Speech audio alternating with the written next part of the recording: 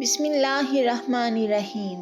معزز سامعین، جب ابراہیم علیہ السلام نے اپنے چچا آزر اور اپنی قوم سے کہا تم کس کو پوجتے ہو؟ اللہ کے بغیر اوروں کو خدا بنانا چاہتے ہو تو تمہارا کیا خیال ہے رب العالمین پر؟ یعنی جب تم اس کے سوا دوسروں کو پوجو گے تو کیا وہ تمہیں بے عذاب چھوڑ دے گا، باوجود اس کے تم جانتے ہو وہی عبادت کا مستحق ہے۔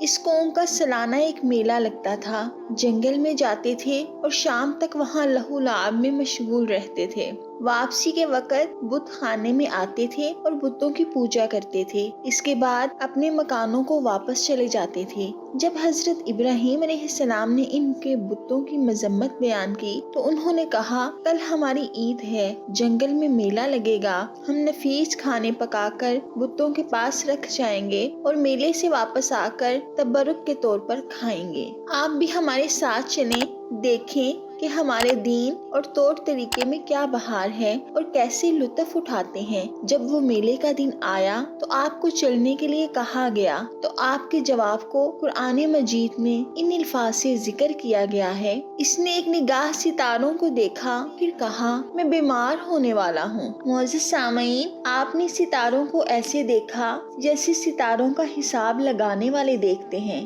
قوم چونکہ ستاروں پر ایمان رکھتی تھی، انہوں نے یہ سمجھا کہ شاید آپ نے ستاروں سے حساب لگا کر یہ سمجھا ہے کہ آپ بیمار ہونے والے ہیں۔ اس طرح قوم آپ کو چھوڑ کر اپنے میلہ میں چلی گئی۔ آپ علیہ السلام نے کئی لوگوں کے سامنے یہ واضح طور پر کہہ دیا تھا، مجھے اللہ کی قسم ہے میں تمہارے بتوں کا برا چاہوں گا اس کے بعد کہ جب تم پیٹ پھیر جاؤ گے۔ معزز سامعین، جب قوم میلے پر چلی گئی تو آپ نے موقع کو غنیمت سمجھا کہ اب اپنے ارادے کو عملی جامہ پہنانے کا سنہری وقت آ گیا ہے۔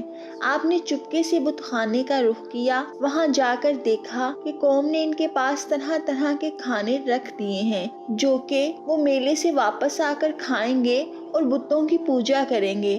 تو آپ نے بتوں کے قریب جا کر کہا الا تاکلون، تم کھاتے کیوں نہیں ہو؟ آپ علیہ السلام کے اس ارشاد پر جب بتوں کی طرف سے کوئی جواب نہ آیا، پھر آپ نے انہیں کہا ما لکم لا تنطقون، تمہیں کیا ہوا، تم بولتے کیوں نہیں؟ وہ بے جان پتھر کی مورتیاں تھیں تو ان کی طرف سے کیا جواب آنا تھا؟ جب آپ نے دیکھا کہ یہ بت کھانے کے قابل نہیں، بولنے کی ان میں طاقت نہیں، اپنے ہی ہاتھوں سے تراشے ہوئے پتھروں سے بے جان بت ہیں، تو آپ نے ان کو مارنا شروع کر دیا۔ جیسا کہ سورۃ الانبیاء میں ہے، آپ نے ان کے ٹکڑے ٹکڑے کر کے چورا کر دیا، سوائے ایک کے جو ان میں سب سے بڑا تھا کہ شاید وہ اس سے کچھ پوچھیں۔ قوم کو وہاں ہی پتہ چل گیا تھا کہ ہمارے بتوں کو توڑ دیا گیا ہے تو وہ جلدی سے اس کی طرف متوجہ ہوئے۔ انہوں نے کہا کس نے ہمارے خداؤں کے ساتھ یہ کام کیا؟ بے شک وہ ظالم ہے۔ ان میں سے کچھ بولے ہم نے ایک جوان کو انہیں برا کہتے ہوئے سنا ہے جسے ابراہیم کہتے ہیں۔ وہ کہنے لگے تو اسے لوگوں کے سامنے لاؤ، شاید وہ گواہی دیں۔ انہوں نے کہا کہ تم نے ہمارے خداؤں کے ساتھ یہ کام کیا ہے اے ابراہیم؟ آپ نے فرمایا بلکہ ان کے ساتھ ان کے بڑے نے ایسا کیا ہوگا، تو ان سے پوچھو اگر بولتے ہیں۔ تو انہوں نے اپنے نفسوں کی طرف رجوع کیا اور بولے بے شک تم ہی ظالم ہو۔ پھر اپنے سروں کے بل اوندے گرے کہ تمہیں خوب معلوم ہے یہ بولتے نہیں۔ تو آپ نے فرمایا کہ اللہ کے سوا ایسے کو پوجتے ہو جو نہ تمہیں نفع دے اور نہ نقصان پہنچائے۔ اف ہے تم پر اور ان بتوں پر جن کو اللہ کے سوا پوجتے ہو، کیا تمہیں اتنی بھی عقل نہیں؟ معزز سامعین، حضرت ابراہیم علیہ السلام نے تمام بتوں کو توڑ پھوڑ کر چکنا چور کر دیا سوائے بڑے بت کے۔ آپ نے بسولہ اس کے کندھے پہ رکھ دیا۔ جب قوم کے لوگ واپس آئے تو کہنے لگے ہمارے خداؤں کو کسی نے توڑ پھوڑ دیا۔ کیسے بے عقل لوگ تھے جن کو ابھی تک یہ سمجھ نہیں آ رہا تھا کہ جو بت اپنے آپ کو نہیں بچا سکے وہ ہماری مدد کیسے کر سکتے ہیں۔ ان کے اس سوال پر کہ ہمارے خداؤں سے یہ سلوک کس نے کیا، ان لوگوں نے بتایا جن کے سامنے ابراہیم علیہ السلام نے کہا تھا کہ میں تمہارے خداؤں سے کچھ نہ کچھ بد سلوکی ضرور کروں گا۔ کیا یہ کام ابراہیم نے ہی تو نہیں کیا؟ کیونکہ وہ ہمارے خداؤں کی برائیاں بیان کرتا تھا۔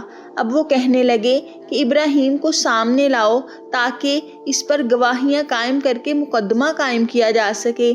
جب ابراہیم علیہ السلام کو لایا گیا، آپ سے پوچھا گیا کہ یہ کام تم نے کیا ہے، تو آپ علیہ السلام نے فرمایا کہ بسولہ تمہارے بڑے بت کے کاندھے پر ہے، اسی نے کیا ہوگا، اپنے ان خداؤں سے ہی پوچھ لو، اگر وہ بولتے ہیں تو بتائیں گے۔ آپ علیہ السلام کی اس حکیمانہ جواب پر کچھ دیر کے لیے تو وہ سوچنے لگے کہ ابراہیم حق پر ہیں اور ہم ہی بے وقوف ہیں کہ ایسے خداؤں کی پوجا کر رہے ہیں جو اپنے آپ کو بھی نہیں بچا سکے۔ یہ حقیقت ہے کہ ہم اس معاملے میں اپنے آپ پر ظلم کر رہے ہیں۔ لیکن کچھ دیر بعد ان پر پھر سے بدبختی سوار ہو گئی، کہنے لگے ہم ان سے کیسے پوچھیں، یہ تو بولتے ہی نہیں۔ اس طرح وہ اپنی گمراہی پر قائم رہے۔